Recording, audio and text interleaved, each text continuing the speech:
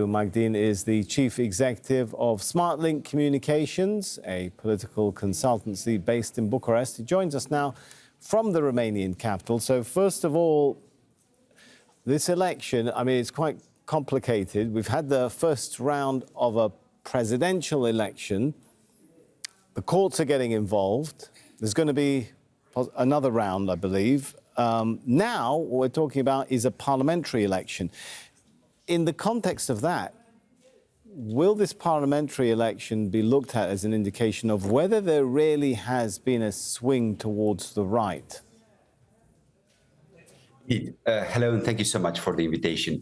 Indeed, due to the electoral calendar, the parliamentary elections do become de facto a signal for what it is to come in the second round of the presidential elections. Parties are mobilizing their electorate, both traditional ones who came out very wounded after the first round of the presidential elections, and also the new ones. The new ones are also capitalizing on the decision of the Constitutional Court, because the winners of the first round, to information a few days ago, belong one to a more progressive party, and one is the surprise TikTok candidate, Mr. Georgescu. So both Mrs. Lasconi and Mr. Georgescu have managed to energize the masses and tell them, look, the Constitutional Court may be, canceling the first round, so make sure that you're coming in droves to parliamentary elections. So it remains to be seen if the traditional parties can withstand this pressure and what will be the new rollout in the next Romanian Parliament. Do you agree with those calculations that say actually the Parliament is not heading towards one clear winner?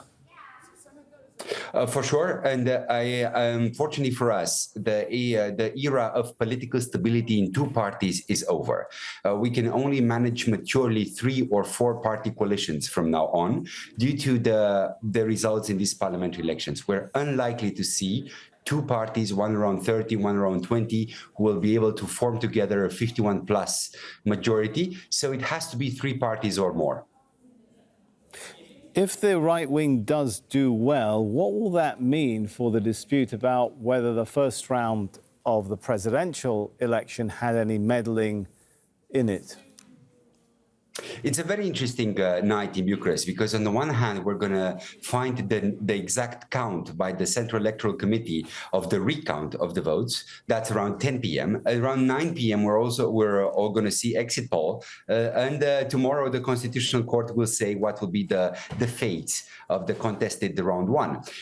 For sure, the Constitutional Court will also be looking at the results of parliamentary elections. And if by chance Romanian voters have in a way managed to save the current electoral system from its contesters, from this new wave of anti-incumbency, which we have seen around the world in the largest democratic year in history, 2024. So the most likely scenario, the baseline scenario in my view, is a split parliament, a sovereignty bloc around 30, possibly 40% of the vote, a progressive bloc around 30% of the bloc, and the older parties also around 30% of the bloc. So it's going to be an interesting coalition management, no matter the future results of presidential elections.